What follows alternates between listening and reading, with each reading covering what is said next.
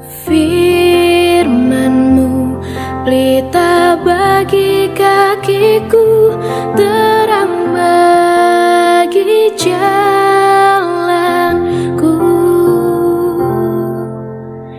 Firman-Mu pelita bagi kakiku, terang Nama Tuhan. Di bagi dalam nama Yesus kami berdoa. Haleluya. Amin. Amin. Oke. Ya, baik, sekali lagi shalom dan selamat malam ya. Puji Tuhan, kita kembali bersekutu lagi dalam Bible Study ini.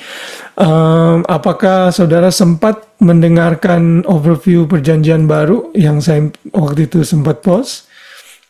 Iya. Ya, puji Tuhan ya. Kalau saudara bisa, itu akan sangat membantu untuk mempersiapkan masuk ke dalam perjanjian baru ya. Dan hari ini kita akan mulai masuk kitab Matius. Nah saudara, minggu depan kita break lagi karena saya keluar kota dari Kamis sampai Sabtu siang mungkin atau sore. Jadi kita akan lanjut lagi tanggal 20. Itu kitab Markus, lalu terakhir di tahun ini tanggal 27 kita akan masuk kitab Lukas, Injil Lukas ya. Setelah itu kita break panjang karena bulan Desember kita semua sudah pada busy. Jadi memang saya setiap kegiatan gereja pun kita stop bulan Desember. Nanti mungkin kita akan mulai lagi pertengahan Januari ya. Lalu masuk kitab Yohanes dan seterusnya. Oke. Jadi kita masih ada 2 pertemuan total setelah malam ini. Minggu depan break, lalu 2 minggu berturut-turut masih bisa, setelah itu kita break panjang. Baik, hari ini kita akan masuk ke kitab Matius ya. Kitab Injil Matius yang saya sudah minta saudara semua untuk membaca dan mendengar kembali apa yang sudah saya jelaskan dalam overview perjanjian baru ya. Dan di dalam overview itu saya menyatakan bahwa setelah kitab Maliaki ditulis ada berapa tahun? Tahun 400 kosong tahun. berapa tahun? Hari? Hani? 400 tahun. Iya, 400 tahun ya. Oke, 400 tahun. Jadi 400 tahun itu Tuhan tidak menyatakan pewahyuan terhadap nabi-nabi tertentu sehingga itu ada tahun namanya silent year ya. Tetapi bukan berarti di dalam 400 tahun itu tidak terjadi peristiwa dalam sejarah. Itu sangat sinkron sekali dengan sejarah yang dicatat di dunia, terutama lahirnya sebuah kerajaan yang kuat, yaitu kerajaan Yunani ya, di bawah kepemimpinan Alexander Agung yang mati muda karena dia sudah conquer begitu banyak daerah sampai akhirnya dia stres dan gak ada lagi negara atau negeri yang dia bisa conquer, akhirnya dia mati dalam keadaan sakit flu berat ya. Nah, kemudian dia digantikan oleh 4 jenderalnya, kekuasaannya dibagi oleh 4 jenderalnya, salah satunya adalah Antiochus Epiphanes yang menguasai daerah Yudea, Israel. Disitulah akhirnya muncul pemberontakan di bawah Yudas Makabus, dan itu dicatat dalam kitab Makabus 1, Makabus 2, dan orang Katolik memegang itu sebagai bagian dari kitab mereka. Kita orang Protestan tidak memakai itu. Ya, terus begitu akhirnya muncullah Helenistik, budaya Helenistik di mana orang Yunani itu berusaha memasukkan culture dan bahasanya ke dalam dunia ini, termasuk akhirnya kitab bahasa Indonesia, kitab yang kita pegang itu ditulis dalam bahasa Yunani dalam perjanjian baru, karena pada saat itulah bahasa Yunani masih menjadi lingua franca atau bahasa sehari-hari yang dipakai oleh masyarakat pada saat itu ya. Nah, di dalam masa itulah maka era New Testament dimulai, di mana kerajaan Romawi akhirnya mengalahkan Yunani, dan pada saat perjanjian baru dimulai, Yesus lahir. Sebelum Yesus lahir, Romawi sudah berkuasa, sehingga di dalam kitab Injil khususnya sangat akrab sekali mengenai nama-nama dan pemimpin-pemimpin dari kerajaan Romawi ya.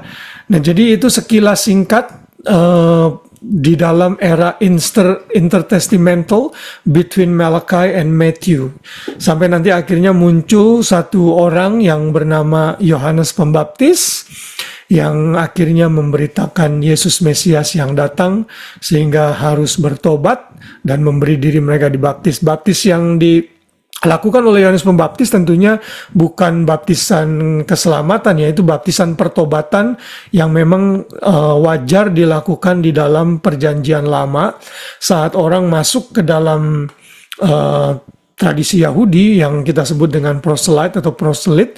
Mereka harus melakukan pembasuhan, penyucian diri, dan itu dipakai dalam perjanjian baru oleh Tuhan dalam bentuk baptisan air. Ya, minggu lalu kita sudah lakukan untuk Beli, tentunya itu juga sebenarnya bukan metode yang asing dalam perjanjian baru. Jadi mereka sudah biasa melakukan itu di perjanjian lama walaupun dengan spirit yang berbeda. Ya. Nah, hari ini kita akan masuk kepada Injil Matius. Tentunya saya tidak mungkin menjelaskan kitab Injil ini secara mendetail karena begitu banyak hal yang bisa kita pelajari. Kita hanya melihat overview-nya saja. Ya, kita seperti masuk ke dalam hutan yang luas begitu ya. Kita melihat secara umum saja. Sedangkan kalau dalam pertemuan-pertemuan ibadah atau pembahasan-pembahasan dalam komsel, kita bisa meneropong ke satu topik tertentu with a single tree gitu ya. Sedangkan kita ini masuk ke forest sehingga kita melihat secara keseluruhan. Saya juga sempat bilang kita seperti pelatih yang nonton dari atas stadion yang agak tinggi, melihat apa yang terjadi panorama di lapangan tim yang sedang bermain. Nah, kita melakukan ini dari atas, melihat book by book, sehingga pada saat saudara ditanya apa sih isi kitab Maliaki, ya garis besarnya, apa sih isi kitab Injil Matius, garis besarnya, paling tidak saudara bisa menjawab pertanyaan itu walaupun tidak secara mendetail. Ya, nah tentunya kitab Matius ini kan kitab Injil itu sebenarnya kitab yang ditulis belakangan ya. Para ahli teolog berpendapat kitab Yakobus, Galatia, Tesalonika itu ditulis lebih awal, sekitar tahun 40-an ya. Sedangkan kitab Injil itu kurang lebih tahun 50 sampai 60 penulisannya.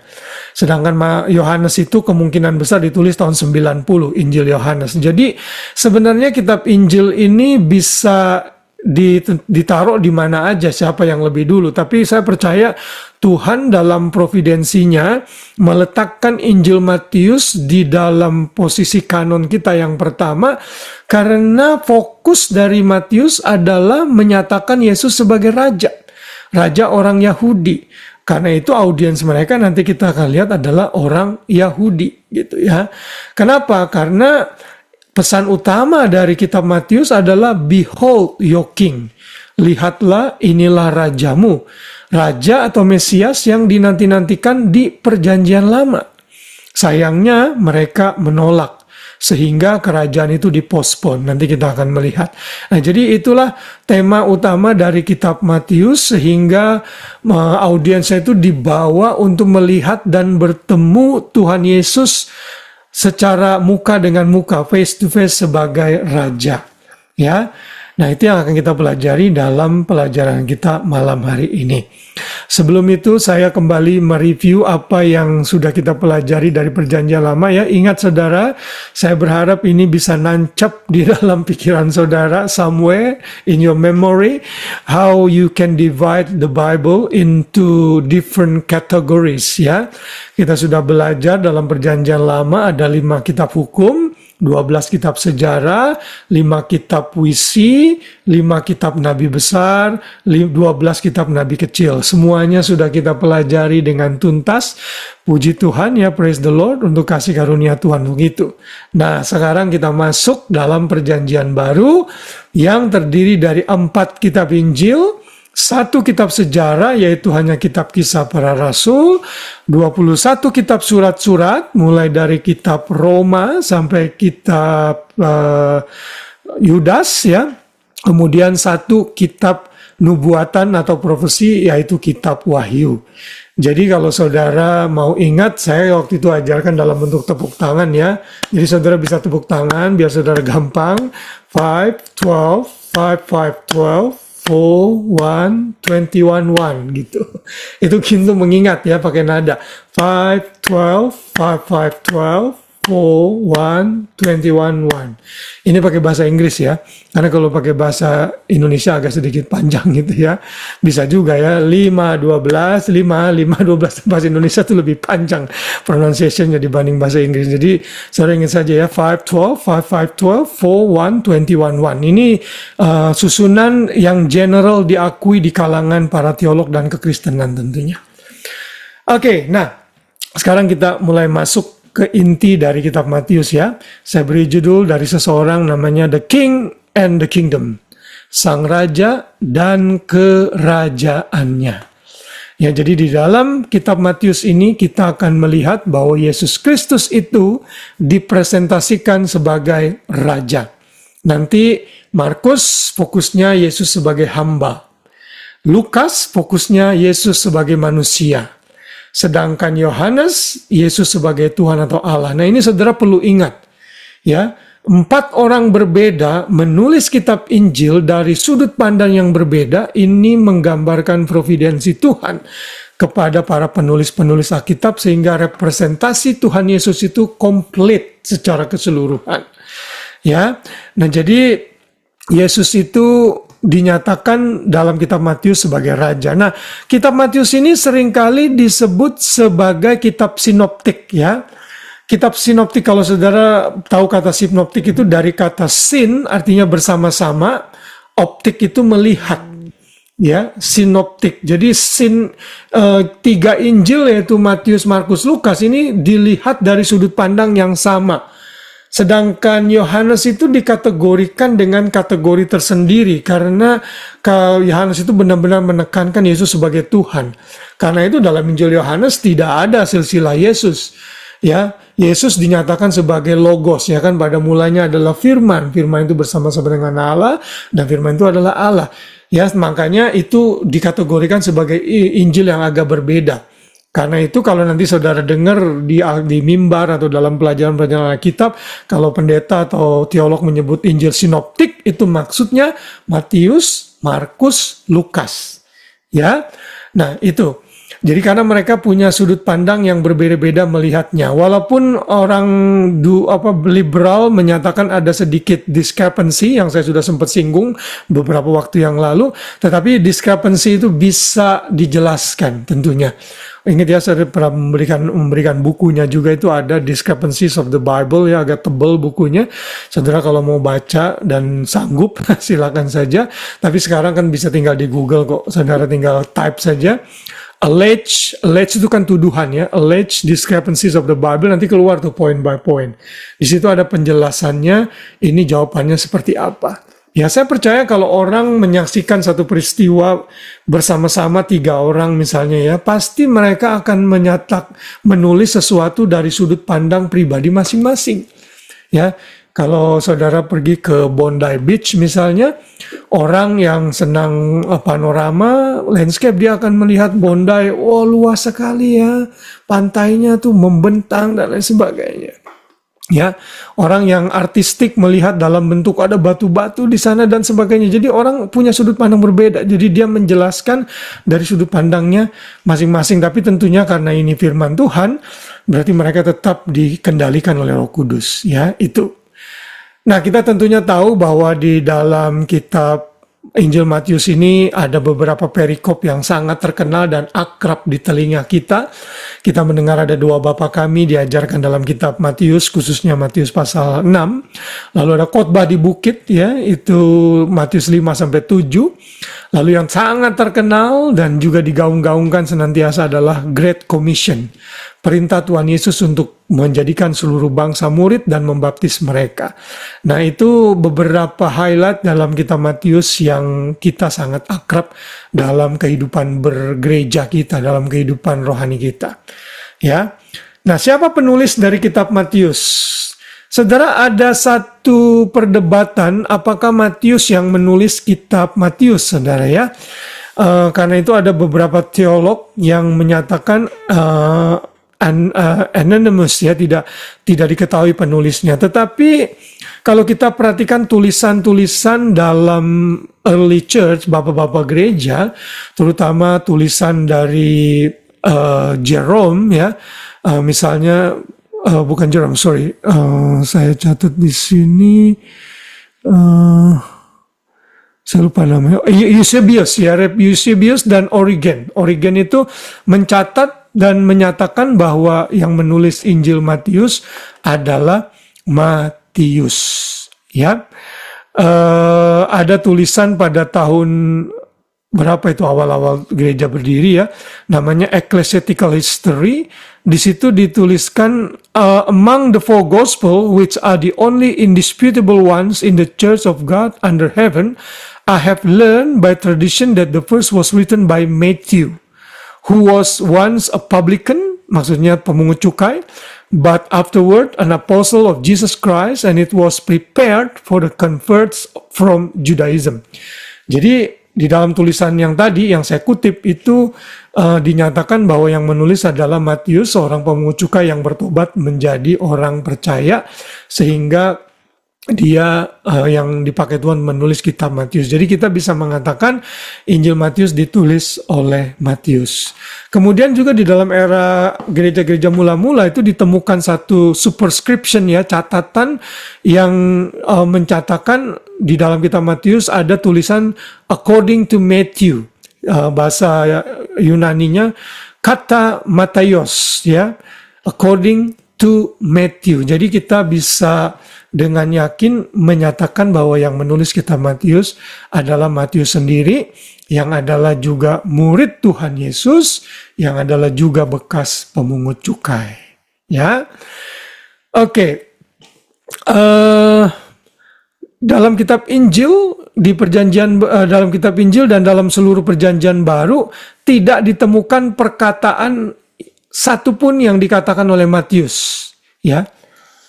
Jadi Matius sendiri menyatakan sesuatu itu tidak pernah dicatat, termasuk dalam Injilnya. Nah, tetapi karakteristik utama dari kitab Matius, Injil Matius ini adalah dia memuat banyak sekali perkataan-perkataan Tuhan Yesus. Nanti kita akan lihat, karena di dalam Injil Matius itu ada 5 discourses ya. Discourses itu 5 khotbah atau perkataan-perkataan Tuhan Yesus yang sangat panjang, dan itu dicatat dalam kitab Matius, tidak dicatat di dalam Injil-Injil yang lain. Ya, jadi Injil Matius ini punya karakteristik seperti itu, dia memuat banyak sekali perkataan-perkataan dan pekerjaan-pekerjaan Tuhan Yesus. Ya, nah itu penulisnya.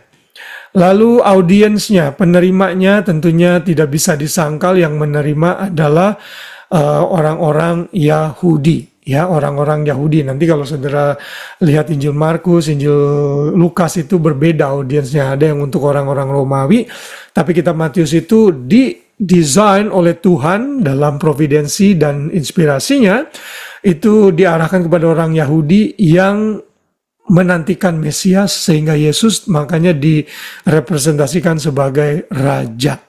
Ya, orang Yahudi yang dinantikan. Ya, nah di dalam kitab Matius ini mengandung unsur apologetik untuk menyatakan bahwa Yesuslah the Messiah that they are waiting for, gitu ya.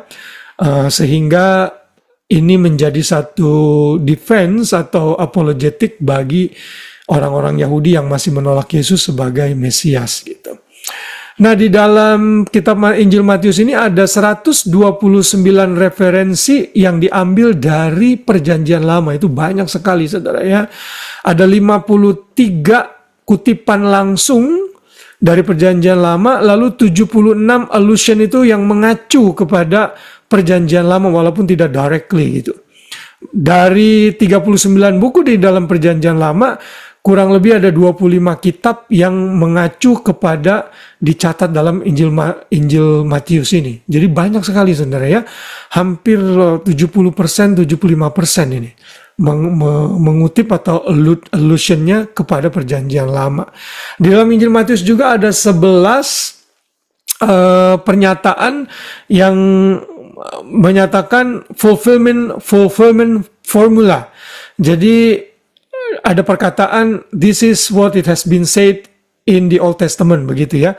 Inilah yang dikatakan di dalam kitab para nabi. Ada 11 perkataan seperti itu. Jadi kitab Matius ini sangat kental sekali dengan acuan kepada perjanjian lama, bahwa Yesuslah Mesias yang dinanti-nantikan, yang sudah dinubuatkan di dalam perjanjian lama. Dan saya percaya ini providensi Tuhan, kedaulatan Tuhan yang memberikan satu gambaran bahwa Tuhan ingin orang-orang Yahudi itu percaya bahwa Yesus itu Mesias yang dinanti-nantikan oleh mereka.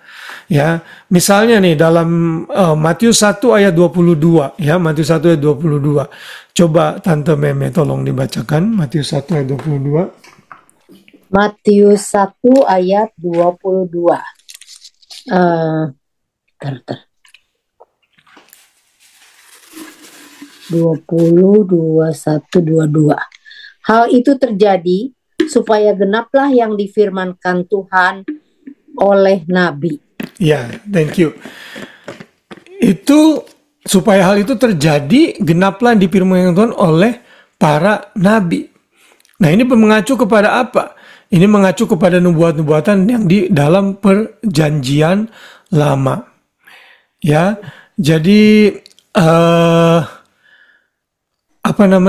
di dalam Matius itu ada kutipan misalnya mengenai Yesus lahir dari perawan, ya kan, Yesaya 7:14. Jadi ada 11 formula mengenai penggenapan nubuatan dalam perjanjian lama, gitu. Dari segi penulisan, Markus itu ditulis terlebih dahulu ya daripada semua kitab Injil yang ada, gitu. Tapi Matius ditempatkan Tuhan di pertama kali agar orang Yahudi itu aware bahwa ini loh the king yang mereka nanti-nantikan dan sekarang sudah lahir, ya. Tapi memang ada juga yang berpendapat bahwa Matius itu ditulis lebih dahulu, gitu ya.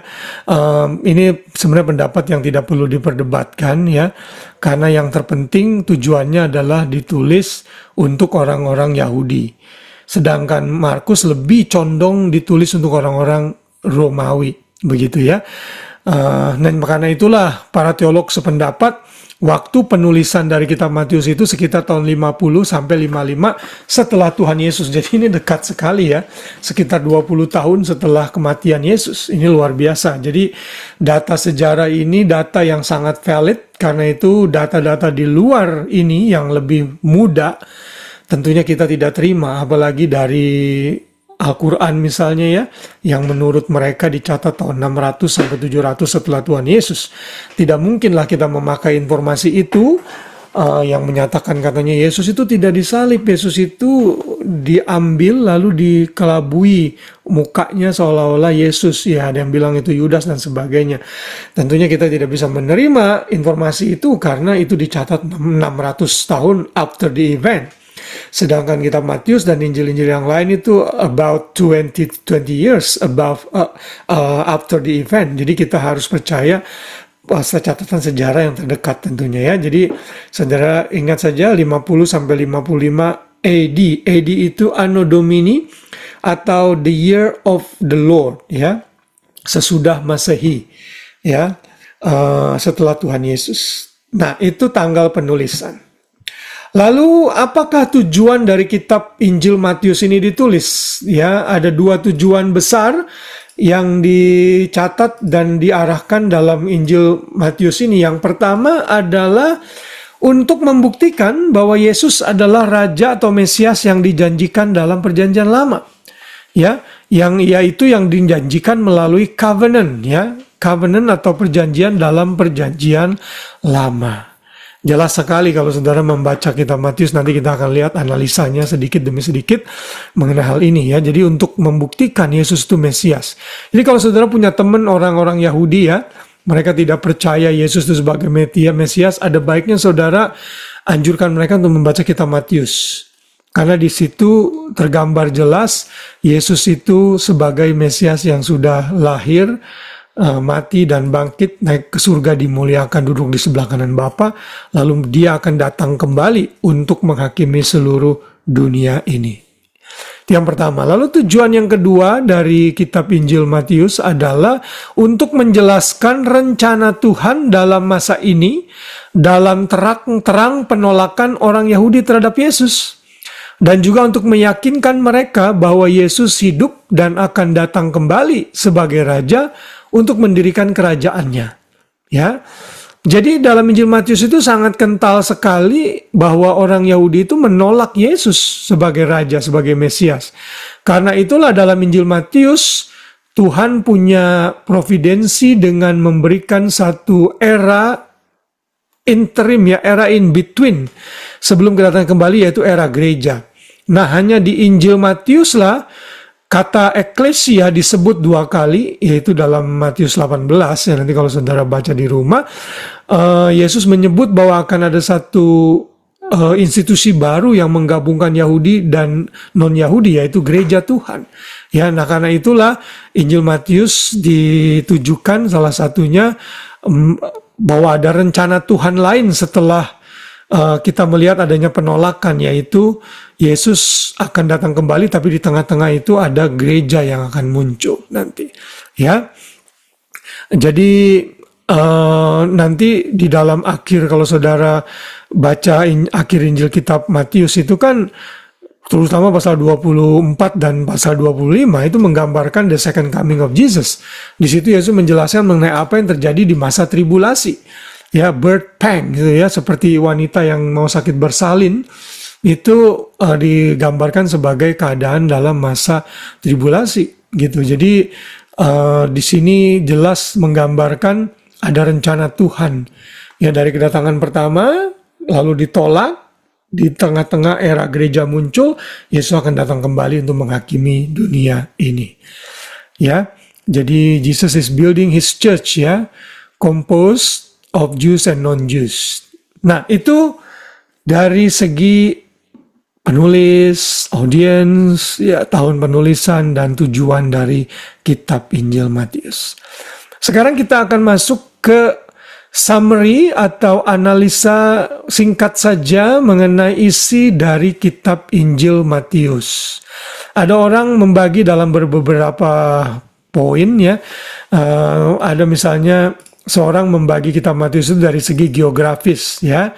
Yesus start di Bethlehem waktu dia lahir, kemudian juga dia besar di Nazaret, lalu dia pergi melayani di Galilea, lalu kembali lagi ke Yerusalem. Jadi inilah kurang lebih gambaran pelayanan Tuhan Yesus dari segi geografis, dan itu digambarkan dalam kitab Matius, ya. Kalau saudara mau membagi seperti itu, boleh-boleh aja, ya, silakan, nggak apa-apa. Terus yang berikutnya, brief summary yang kita bisa pelajari adalah bahwa Matius fokus kepada perkataan Yesus, ya. Apa yang ia katakan tadi saya sudah singgung, ya. Di dalam pasal 5 misalnya sampai akhir kitab Matius itu ada beberapa khotbah atau discourses yang Yesus nyatakan. Ada 5, ya, nanti kita akan lihat itu apa saja, ya. Nah, jadi dia lebih fokus kepada perkataan Tuhan Yesus. Lalu ada juga pola yang sama dalam Injil Matius, yaitu terdiri dari itu yang tadi di bawahnya, ya, 5 diskursus perkataan khotbah Tuhan Yesus. Setelah itu ada narasi, kemudian ada beberapa kisah peristiwa dalam kehidupan Tuhan Yesus, lalu kemudian ada diskurs lagi, khotbah lagi. Jadi begitu seterusnya. Jadi kadang-kadang Yesus khotbah, Yesus memberikan beberapa pernyataan dan perkataan-perkataannya, konsep-konsepnya, kemudian ada narasi, ya, melakukan mujizat, pergi ke sini, lalu yang berikutnya ada lagi diskurs, dan begitu selang-seling. Ya, itu kurang lebih inti dari isi kitab Injil Matius, ya. Kemudian 5 khotbah panjang Tuhan Yesus atau 5 discourses of Jesus, 5 itu salah satunya adalah yang pertama pasal 5 sampai 7 Yesus menjelaskan hukum Taurat dalam Perjanjian Lama, ya, diangkat dalam terang Perjanjian Baru, ya. Lalu pasal 10 itu diskurs mengenai Yesus memanggil dan mengutus 12 murid. Kemudian pasal 13, Yesus menyatakan banyak perumpamaan mengenai kerajaan surga, ya. Pasal 18-19, nah ini mengenai community discourse, ya, komunitas, khotbah komunitas, artinya memperkenalkan institusi gereja, itu dalam pasal 18-19. Kemudian ada narasi lagi dalam in between, lalu pasal 24 dan 25 itu ada Olivet discourse, ini tentang akhir zaman, di mana murid-murid bertanya kepada Yesus, ya, apakah engkau akan memulihkan kerajaanmu pada masa ini? Lalu Yesus jawabnya nggak pendek, panjang sekali, ada 2 pasal.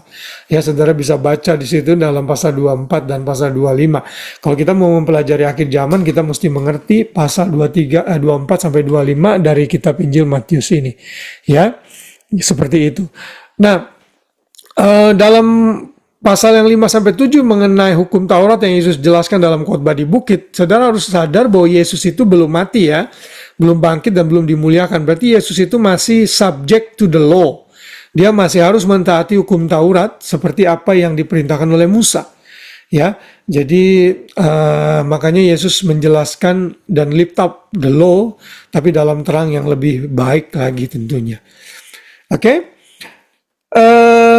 Dalam setiap diskurs ini biasanya ada pernyataan yang diakhiri dengan kata-kata seperti misalnya Matius 7 ayat 28 ya, dan setelah Yesus mengakhiri perkataan ini, takjublah orang banyak itu dengan pengajarannya.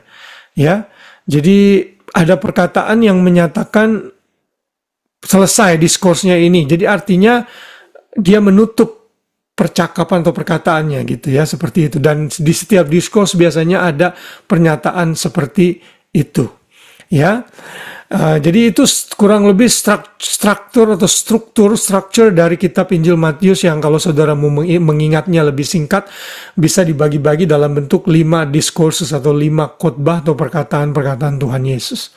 Ya, lalu brief summary yang lain yang saya bisa berikan catatan juga, kerajaan surga, istilah kerajaan surga, the kingdom of heaven itu disebut 33 kali. Lalu the kingdom of God, kerajaan Allah disebut 4 kali. Jadi jelas sekali Injil Matius itu tidak bisa disangkali, menyatakan Yesus itu sebagai sang raja dan juga kerajaannya. Ya. Nah, dalam pasal-pasal pertama Matius itu mempresentasikan sejarah bangsa Israel dan juga Musa. Jadi ada paralel yang mirip-mirip hidupnya Tuhan Yesus dengan hidupnya Musa dalam perjanjian lama. Sehingga menggambarkan kepada audiensnya bahwa Yesus adalah Israel yang ideal, Musa yang ideal, yang lebih besar dari Musa. Misalnya ya, Yesus mau dibunuh kan oleh Herodes sehingga mereka harus lari ke Mesir, itu kan sama seperti Musa yang mau dibunuh oleh Firaun, lalu Musa akhirnya dihanyutkan di sungai Nil dan diangkat oleh anak-anaknya Firaun. Ya kan? Sama seperti Yesus. Lalu Yesus dibaptis di sungai Yordan. Dan ini menggambarkan waktu Musa membelah Laut Merah misalnya ya, di mana mereka keluar dari perbudakan di Mesir, dan pembaptisan itu kan menggambarkan hidup yang baru. Tapi Yesus kan tidak berdosa, cuman Yesus memulai pekerjaannya, memulai pelayanannya itu pada saat dia setelah dibaptis. Setelah dibaptis apa yang terjadi? Yesus dibawa oleh roh jahat ke padang gurun kan untuk dicobai ya. Bukankah itu sama seperti orang Israel ada 40 tahun di padang gurun berputar-putar seperti bangsa Israel. Jadi ada gambaran paralel seperti itu. Nah, setelah pasal itu, pasal 5, Yesus menjelaskan mengenai hukum Taurat dalam terang yang lebih baik lagi ya. Di dalam hukum Taurat kita tahu Musa mengutus 12 pengintai ya, mata-mata untuk melihat negeri Kanaan kan. Nah, Yesus di pasal 10 itu memutus 12 muridnya, memilih murid-muridnya. Jadi ada kemiripan gitu ya. Jadi Yesus melakukan rekapitulasi kisah bangsa Israel. Israel gagal tapi Yesus sukses. Nah, harusnya orang Israel bisa melihat paralelisme ini. Tapi sayangnya kalau mereka udah digelapkan, mereka tidak bisa melihat kebenaran ini ya. Dan saya percaya ini tangan Tuhan yang menggerakkan semua itu sehingga bisa dirancang dalam satu buku yang kita tahu, kitab Injil Matius ya. Kalau saudara mau melihat panorama Injil Matius secara keseluruhan, saya sekali lagi pakai Insight for Living Ministry from Chuck Swindoll ya, kalau saudara mau lihat. Di situ dibagi dalam beberapa pasal 1 sampai 4, Announcement and Arrival of the King. Main emphasis is his credential, di kelahirannya, baptisannya, pencobaannya. Pasal 5 sampai 15 itu Proclamation and Reception of the King. Main emphasis-nya his message, ya, Sermon on the Mount, miracles, discourses, parables. Lalu pasal 16 sampai 27 itu oposisi, penolakan Yesus, penekanannya apa? Penderitaannya dan kematiannya. Lalu mulai ada oposisi yang makin menyebar, lalu murid-murid dipersiapkan, lalu Yesus memprediksi kematiannya, lalu penyalipannya terjadi. Pasal 28 itu kebangkitannya, Yesus menang atas kematian, dia bangkit, ya. Lalu tekanannya adalah mengenai kemenangannya, kuasa Tuhan, lalu Great Commission, perintah memberitakan Injil. Ya, nanti saudara bisa lihat sendiri ya. Ini baik sekali nih ya. Saya senang sekali pakai pelayanannya ini, Chuck Swindoll ini, karena kita bisa melihat secara panoramik ya, panorama mengenai satu kitab dengan lebih baik. Ya, di situ dibagi-bagi tuh 16 sampai 28 itu apa aja ya, terjadi apa aja ya, saudara bisa melihat segitu ya, semuanya itu. Oke, nah sekarang kita coba perhatikan singkat saja ya beberapa ayat-ayat yang saya bisa mungkin share. Misalnya Matius 1 ya, Matius 1 ayat 1 dan 16. Coba Pak Ade tolong dibacakan. Matius 1 ayat 1. Inilah silsilah Yesus Kristus, anak Daud, anak Abraham.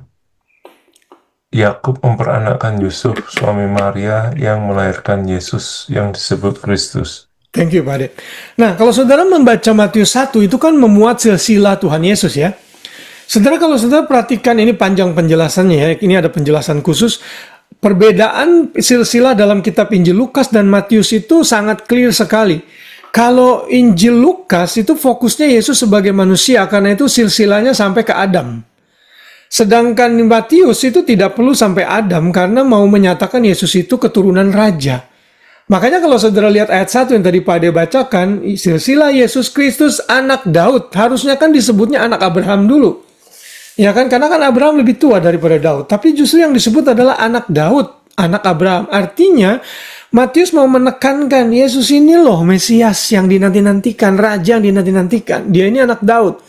Lalu nanti saudara lihat ada orang-orang kan siapa memperanakan siapa, lalu akhirnya Yusuf memperanakan suami Maria, ditekankan yang melahirkan Yesus yang disebut Kristus. Nah, di sini menggenapi nubuatan Mika Yesaya 7 ayat 14 bahwa Yesus akan lahir dari seorang perawan yang bernama Maria.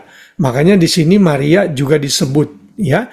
Jadi ini menggambarkan pedigree dari Jesus as a king dalam pasal 1 ini. Ya, jadi Yesus itu qualified to be Jewish Messiah.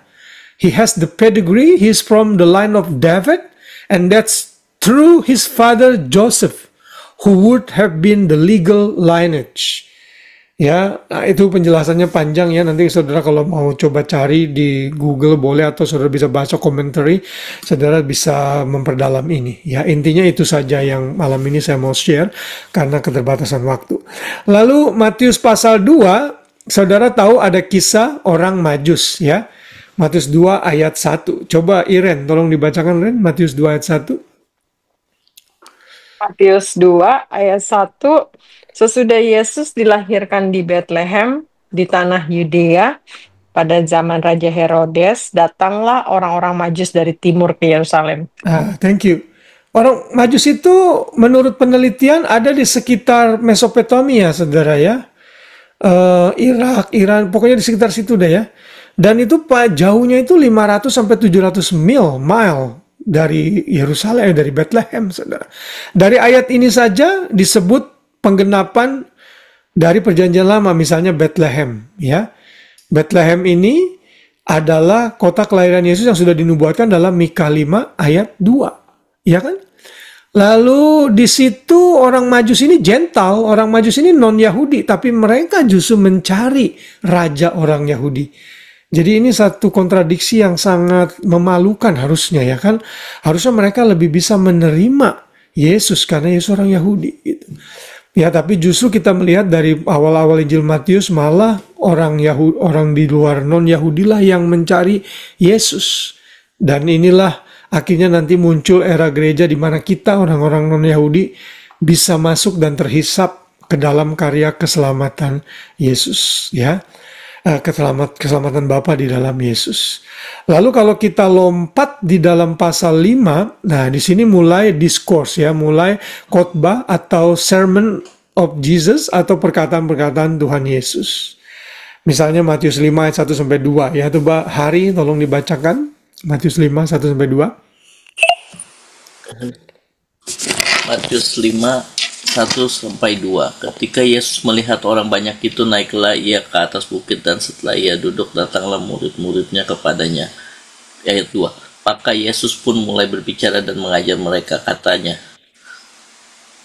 Ya, thank you Hari. Nah ini kalau nanti saudara baca sendiri seluruh isi dari khotbah di bukit, saudara bisa baca dari pasal 5 sampai pasal 7, ya. Saudara, khotbah di bukit ini bukannya syarat keselamatan, ya, karena ada beberapa orang berpendapat ini kalau mau selamat masuk ke dalam kerajaan itu harus mengikuti apa yang ada dalam khotbah di bukit. Bukan. Saya setuju dengan pendapat yang mengatakan ini interim ethnic. Kalau saudara tahu, etika interim, ya, transisi gitu, sambil menunggu kerajaan yang sesungguhnya. Kan Yesus ditolak. Karena Yesus ditolak, Yesus membentuk gereja. Nah, dalam era gereja inilah Tuhan Yesus memberikan beberapa aturan moral dan norma yang perlu diikuti. Makanya kita sebut sebagai interim ethic yang kita mesti lakukan. Ya, tetap keselamatan harus percaya kepada Yesus, dan itu the narrow way yang Yesus sudah sediakan di dalam Yesus. Nah, ajaran-ajaran etik ini pun adalah narrow, karena kita lihat benar-benar kalau misalnya berzina kan kita tahu berhubungan intim secara fisik, tapi Yesus bilang kalau kamu melihat saja dan nafsu, kalau dalam terjemahan bahasa Indonesia yang lama, nafsu syahwatmu terbangkitkan, maka kamu sudah berzina. Itu benar saudara, ya. Jadi dalam pikiran saudara sudah berzina begitu. Jadi Yesus menafsirkan hukum Taurat dan melakukan pengembangan dalam bidang tertentu. Nah, tentunya dalam khotbah di bukit ini Yesus juga membahas mengenai doa, puasa, memberi, dan sebagainya. Ya, nah itu di pasal 5. Sedangkan dalam pasal-pasal berikutnya, ya, pasal 8 sampai pasal 9 itu mengenai mujizat-mujizat yang dilakukan oleh Tuhan Yesus, dan juga ada panggilan Lewi atau Matius, ya, nama Lewi nama Ibraninya, ya, menjadi murid Tuhan Yesus, ya. Luar biasa, ya, dalam murid Tuhan Yesus itu ada pemungut cukai, lalu ada Simon orang Zelot, ya. Ingat gak kalau saudara baca introduction New Testament yang saya suruh itu? Jadi kan orang Zelot itu kan terorisnya pada masa itu. Dia kemana-mana bawa pisau kecil. Kalau ketemu pemungut cukai orang Romawi, pemungut cukai itu dianggap antek-anteknya Romawi, itu bisa dibunuh itu. Tapi mereka kok bisa bersatu, ya? Karena kenapa? Mereka diubahkan di dalam kasih Kristus. Makanya Simon orang Zelot itu tidak membunuh Matius. Dia tahu Matius itu bekas pemungut cukai. Karena keduanya sudah diubahkan, ya. Lalu pasal 10 ada pemilihan dan pengutusan murid-murid untuk menyampaikan pesan kerajaan. Ya, kalau saudara mau baca buklet dari John MacArthur itu bagus, ya. Nah, judulnya 12 Ordinary Men, ya, yang akhirnya menjadi apostle, ya. Itu bagus kalau saudara bisa melihat karakter each individual itu beda-beda, ya. Dan itu satu pelajaran yang baik kalau saudara mau melihat. Pasal 11-12 puncak penolakan orang Yahudi terhadap Yesus sebagai Mesias dan menyebut mereka jahat. Yesus menyebut mereka evil dan juga adulterous generation, ya, generasi yang tidak setia, sehingga penghakiman akan terjadi atas mereka. Ya, nah itu pasal 11 sampai 12. Lalu pasal 13 tentunya tadi saya sudah sebutkan ada perumpamaan mengenai intervening age, ya. Saya percaya seluruh perumpamaan-perumpamaan itu menggambarkan era gereja sampai saat ini, di mana ada penolakan terhadap kerajaan, terhadap kingdom. Lalu Yesus memberikan banyak perumpamaan-perumpamaan mengenai kerajaan Allah tersebut, ya. Kemudian di dalam pasal 14 itu ada kisah Yohanes dipenggal tentunya, karena dia sempat mengkoreksi perjinahannya Herodes tentunya. Pasal 15 narasi lagi, ada kisah di situ. Pasal 16 orang Farisi datang untuk mencoba Yesus. Pasal 17 Mount Transfigurasi ya. Yesus dimuliakan dalam penglihatan Mount Transfiguration ya, Yesus berubah wujud ya. Kemudian pasal 18-19, nah ini ya, sermon community discourse, khotbah mengenai komunitas gereja yang akan muncul di perjanjian baru nantinya, walaupun ini hanya sekedar overview saja, tidak menggambarkan secara jelas. Gereja itu baru secara jelas dinyatakan dalam tulisan-tulisan Paulus. Ya, dan juga bagaimana harus mengatur gereja, jawatan-jawatan dalam gereja, mengangkat pemimpin dalam gereja, itu baru kemudian muncul di era Paulus. Karena saudara harus tahu ya, kitab itu kan saya sudah katakan tidak diberikan secara langsung blek begitu ya, tapi diberikan secara progresif. Saya sudah kasih tahu waktu itu Tritunggal itu dalam perjanjian lama tidak clear. Karena Yesus pribadi kedua belum muncul.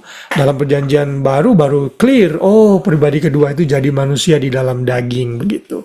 Ya, setama gereja pun begitu baru komplit dinyatakan di pasal yang di surat-surat dari Paulus ya. Ya, di situ nanti kalau saudara baca di dalam Injil Matius pasal yang ke-18 ya, ayat yang ke-17. Sebentar ya, saya buka dulu. Di situ dinyatakan jika ia tidak mau mendengarkan mereka, sampaikanlah soalnya kepada jemaat. Nah, jemaat di situ adalah eklesia, ya artinya gereja. Juga tidak mau. Kalau dia tidak mau mendengarkan jemaat, pandanglah dia sebagai orang yang tidak mengenal Allah atau seorang pengucuk. Karena Yesus sebelum gereja ada, sudah memberikan cara mendisiplin atau disiplin gereja di era kita saat ini, yang saat ini gereja banyak yang gagal. Begitu ya. Sehingga akhirnya pelayanan itu dianggap sebagai satu hal yang tidak serius gitu. Yesus padahal sudah kasih tahu kalau ada kesalahan dalam gereja, tegur 4 mata. Kalau 4 mata nggak bertobat, panggil 2-3 orang saksi, tegur lagi. Kalau ditegur seperti itu tidak mau bertobat juga, bawa di hadapan jemaat. Orang ini sudah melakukan dosa ini kan jarang terjadi di gereja kan, ya kan? Lalu kemudian kalau juga nggak bertobat, maaf, you are no longer welcome to this church. Tujuannya apa? Untuk melindungi gereja atau sisa jemaat yang hidupnya benar dan menjadi pelajaran untuk gereja agar tidak melakukan yang sama. Kalau saudara nanti melompat ke kitab Kisah Para Rasul, disiplin Tuhan itu kasih satu kisah Anania Safira ya, agar gereja itu aware bahwa jangan main-main dengan Tuhan gitu loh. Tetap ada konsekuensi yang harus ditanggung gitu. Lalu kalau kita move on lagi sampai pasal yang lompat setelah itu ya, pasal 2, karena setelah itu ada narasi lagi 24-25 ini mengenai kedatangan Yesus yang kedua kali, mengenai masa tribulasi. Lalu pasal 26 sampai 28 menjelaskan kematian, kebangkitan dan kenaikan Yesus ke surga, lalu pengutusan murid-murid dalam The Great Commission. That's all apa yang ada di dalam kitab Injil Matius. Ya, kalau saudara ditanya sama orang, apa sih kata Matius itu berbicara mengenai apa? Saudara ingat saja, Matius itu berbicara mengenai Yesus sebagai Raja yang dinubuatkan dalam perjanjian lama. Yesus adalah the real Messiah yang dinanti-nantikan. Tapi mereka ditolak oleh orang Yahudi, sehingga dalam masa penolakan ini Yesus mendirikan gerejanya, kemudian nanti dia akan datang kembali untuk mengangkat gerejanya. Itu aja singkatnya saudara, ya. Dan di dalam situ ada banyak perkataan-perkataan Tuhan Yesus yang dibagi menjadi 5 khotbah atau 5 sermon atau 5 discourses. Ya, seperti itu singkatnya. Ya. Oke, sekarang kita akan melihat connection-nya apa. Kalau waktu itu saya masih, saya belum ubah ya. Harusnya saya ubah aja deh sekarang, nanti saya lupa. Kalau di perjanjian lama, waktu kita belajar perjanjian lama, kita melihat apa? foreshadowing ya. Foreshadowing, kalau di perjanjian baru kita melihat koneksinya apa dari apa yang ada di perjanjian baru dengan perjanjian lama gitu. Koneksinya apa? Nah, itu kita akan melihat di dalam kitab Matius. Tentunya connectionnya sangat banyak sekali ya, karena di dalam Injil Matius ini banyak diberikan nubuat-nubuat mengenai Tuhan Yesus. Nah, ini connectionnya. Aduh, sorry, saya bahasa Indonesianya saya belum tertranslate itu ya. Yang atas itu bahasa Indonesia masih kitab Maliaki. Saya kan copy paste, saya belum terjemahin. Jadi Matthew quotes more than 60 times from prophetic passages of Old Testament, demonstrating how Jews fulfill them. Jadi Matius itu mengutip lebih dari 60 nubuatan-nubuatan atau pasal-pasal yang ada dalam perjanjian lama, menggambarkan bahwa Yesus adalah sungguh-sungguh yang menggenapi nubuatan dalam perjanjian lama ya. Ada nubuatan mengenai tempat kelahirannya, lalu dari wanita perawan ya kan, menggambarkan Yesus harus pergi ke Mesir, itu sudah dinubuatkan dalam Hosea 11 ayat 1. Lalu pelayanannya untuk orang-orang non-Yahudi, Yesaya 9, Yesaya 60. Mujizat-mujizat yang dilakukannya itu dalam Yesaya 53. Kematiannya juga dan kematiannya juga dalam Yesaya 53. Yesus berbicara dalam perumpamaan, itu dinubuatkan dalam Mazmur 78 ayat 2.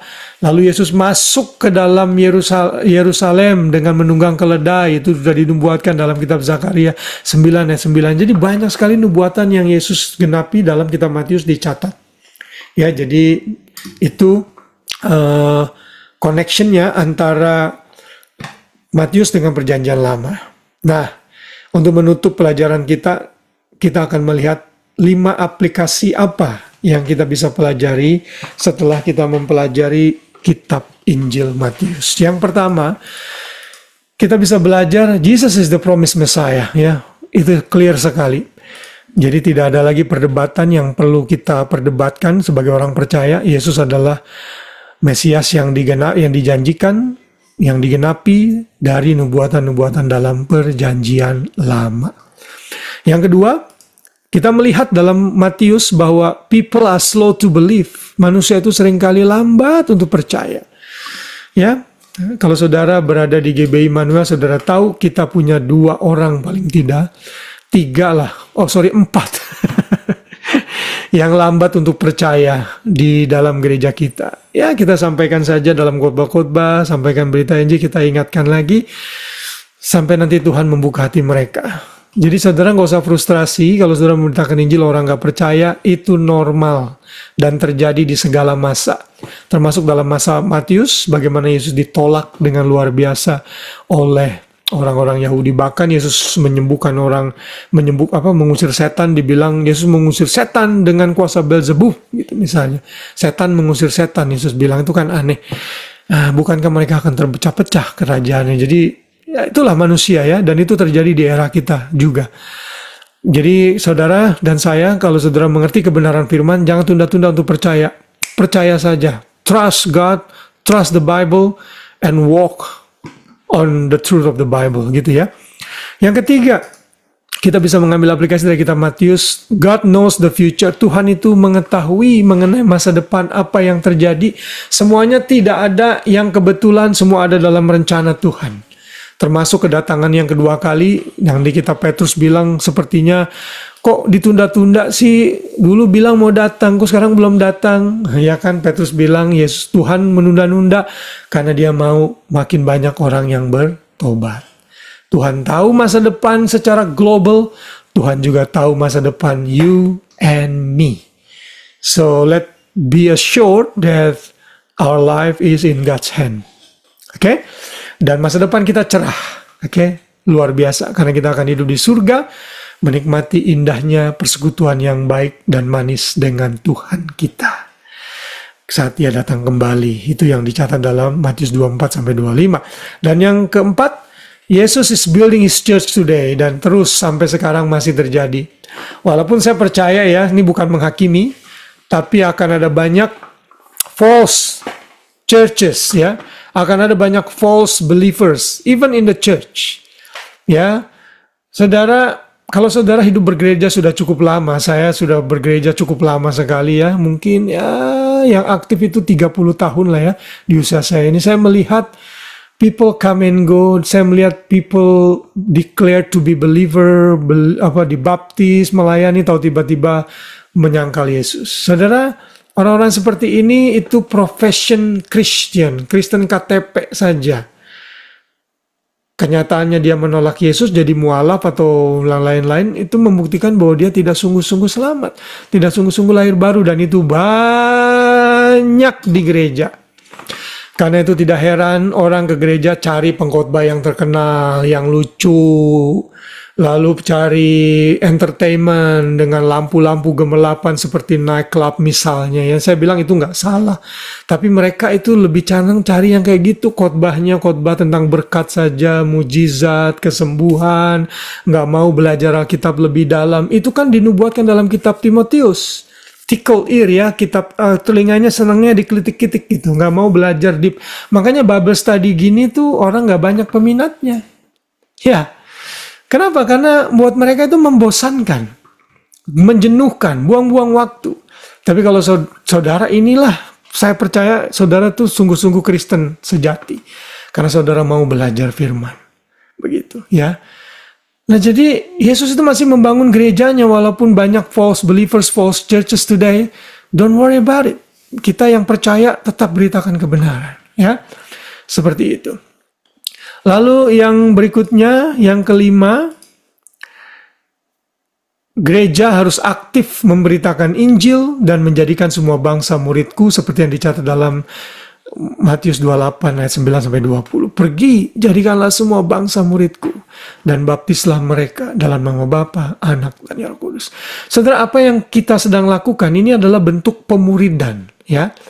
Ada konsep pemuridan yang salah, saudara. Seolah-olah ada second class Christian gitu. Ada orang Kristen yang biasa-biasa aja, lalu ada orang Kristen yang murid. Nah ini saya sudah dengar berkali-kali, terutama di kalangan karismatik Pentakosta. Kalau kamu belum ikut pemuridan, kamu tuh belum jadi murid. Kamu cuma jadi orang Kristen aja. No. Begitu saudara lahir baru, terima Yesus, suka atau tidak suka saudara itu murid. Karena itu saudara masuk ke dalam aturan-aturan sebagai seorang murid. Saudara mesti belajar taat kepada gurunya. Dan yang saya sedang lakukan ini pemuridan. Pemuridan nggak harus dalam bentuk, oke, kita akan belajar 12 pelajaran, 12 pertemuan pemuridan. Nggak harus begitu. Ya boleh kalau mau silakan. Di gereja pun, dalam khotbah mingguan, di komsel, itu pun pemuridan. Bible study seperti ini pun pemuridan.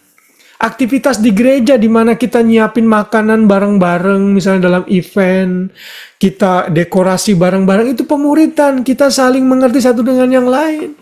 Yang satu bilang, ini jangan di sini taruhnya jelek, bagus kok di sini. Nah, saudara ribut nggak gara-gara itu? Itu kan juga melatih kedewasaan, itu juga pemuridan. Di samping tentunya belajar firman seperti ini. Jadi gereja itu harus aktif memuridkan dan memberitakan Injil. Ya makanya di live streaming gereja GB Immanuel itu di akhirnya tuh saya kasih 2 menit video menggambarkan panggilan pemberitaan Injil. Kalau saudara lihat live streaming gereja Immanuel tuh di akhir belakang terakhir, saya sekarang sudah beberapa minggu yang lalu saya kasih 1 video 2 menit untuk memberitakan Injil. Siapa tahu Tuhan oleh providensinya kasih orang denger gereja kita, di situ ada Injil diberitakan. Ya, benar-benar pure gospel yang tidak diiming-iming dengan hal-hal yang lain-lain. Menyatakan you are sinner, you need to repent and believe in Jesus, then you will be saved. Gitu. Nah, itulah Injil Matius dalam 55 menit kurang lebih. Saya berharap pelajaran ini menambah pengetahuan saudara sehingga saudara diperlengkapi. Oke, sampai sini ada pertanyaan atau komentar yang mau diberikan? Semua Ada. jelas? Hah? Ada. Apa? Waktu itu ya, saya dengar tapi lupa ya, maksudnya kitab apa tuh. yang orang Jewish itu belajar bahwa pokoknya ada di dalam kitab itu tuh apa namanya, ya kalau kita sih bilangnya fitnahan tentang Tuhan Yesus ya, tapi yang mereka belajar tuh ternyata begitu. Jadi Tuhan Yesus tuh kayak pokoknya ya memang makanya karena mereka belajar tentang Tuhan Yesus itu, jadi mereka enggak menerima dia Mesias karena memang dijelek-jelekin abis gitu Tuhan Yesusnya. Gitu. Itu apa ya? Kamu pernah dengar gak? Saya sih belum pernah dengar ya. Ada Iya, yang pernah dengar mungkin? Saya belum pernah dengar itu. soalnya ada penginjil gitu kan, kalau nggak salah dari Amerika gitu kan, mereka tanya gitu, mereka ke Israel tanya orang Yahudi, kenapa kamu nggak percaya Tuhan Yesus sebagai Mesias? Nah terus ada beberapa orang bilang, oh iya kami belajar di kitab, di buku ini gini-gini, bahwa Tuhan Yesus tuh memang bukan Mesias gitu, apa segala macam. Yang sama sekali kita tuh nggak tahu, oh ternyata mereka dapat infonya Tuhan Yesus tuh sejelek itu gitu. Nanti deh cari lagi. Saya nggak tahu ya itu kitab apa, buku apa, tapi memang orang rabi-rabi Yahudi itu menafsirkan nubuatan tentang Yesus itu ya dengan cara pengertian mereka sendiri, misalnya kayak Yesaya 53 gitu ya, dan sebagainya. Saya belum tahu sih ada seperti itu ya. Kalau memang nanti ada info yang saudara dapat along the way, saudara taruhnya di grup ya. Kalau memang ada, saya mau dengar juga. Kalau kamu ingat lagi apa itu dapat dari YouTube apa dari mana, coba aja post. Iya. Jadi kita bisa sama-sama lihat ya. Oke. Ada lagi yang lain? Kalau Katolik itu sama nggak sih sama Jewish nggak ya? Mereka percaya Yesus ya? Iya. Katolik itu tuh apa ya? Satu kategori tersendiri yang saya ini agak sedikit concern gitu ya. Karena tadi kan saya bilang ada false church ya. Katolik itu salah satunya loh. Kenapa? Karena Katolik itu kalau saudara baca doktrinnya secara mendalam, itu berbeda sekali dengan apa yang kita mengerti, terutama mengenai keselamatan ya. Katolik itu percaya kita selamat by grace plus sacraments. Ya, ada beberapa sakramen tuh yang mereka mesti lakukan. Belum lagi ada purgatory gitu. Memang mereka percaya Tritunggal, Yesus sebagai Tuhan, tapi kalau diselidiki lebih dalam banyak errornya, banyak kekeliruannya dan kesesatannya gitu. Ya, belum lama ini Pope yang baru itu memberkati es, tahu nggak saudara? Memberkati ice, karena dia nggak mau global warming itu terjadi gitu. Jadi dia ambil es di dalam bucket apa gitu, dia doa di atasnya gitu. Ya kan, tapi yang ini popnya mungkin nggak seliberal sebelumnya ya, di mana mengokekan aborsi LGBT. Kalau yang ini mungkin lebih sedikit strict, tapi ada banyak lagi kekeliruan. Katolik itu sedikit complicated, saudara. Kalau saudara mau resources mengenai itu banyak sekali, saudara bisa cari, saya bisa kasih tahu juga kalau mau. Justin Peters itu salah seorang apologet yang bagus. Dia sudah memberikan banyak informasi, khususnya interview dengan orang yang dari Katolik bertobat. Saudara klik saja Justin Peter, nanti saudara lihat videonya beberapa minggu yang lalu, dia membahas tentang kesesatan dari Katolik. Ya, jadi kita mesti berdoa juga untuk orang-orang Katolik. Saya percaya juga ada yang benar-benar sungguh-sungguh lahir baru, tapi majority saya percaya mereka nggak sungguh-sungguh selamat gitu. Karena kalau ditanya, mereka nggak ngerti itu konsep keselamatan dengan baik gitu. Ya. Seperti itu, Ren. Jadi dia bukan orang Yahudi sih, ya. Dia under different category. Ya. Oke, ada lagi? Ya. Jadi itu yang tadi Ci Grace bilang namanya itu apa namanya? Tol.yesu. Apa? Hani? Tole.yesu namanya. Tulisannya gimana? TOLEDOT YESH. Oh, Yesu, oke. Ya, itu dari pertengahan katanya manuskrip dikumpulin ngejelekin Tuhan Yesus. The Tole.Yesu ini saya dapat dari Wikipedia ya. Ini kalau saya share sebentar ya. Ini ya, Tole.Yesu is a collection of Jewish anti-Christian gospel parodies about the life of Jesus called Yeshu in the text. There is no definitive version of Toledo Yeshu. Instead, many versions exist scattered across its numerous manuscripts throughout medieval Europe and Middle East. Nanti sudah baca sendiri ya di rumah ya. Ini nih ternyata yang Grace tadi bilang. Thank you Hari informasinya ya. Ya jadi ini memang ya begitulah bagian dari siasat iblis ya untuk mengelabui orang-orang sehingga mereka menolak kebenaran. Hati-hati ya dengan ini ya. Belum lagi nanti ada Injil Barnabas, Injil Yudas, dan macam-macam. Oke, semua oke ya?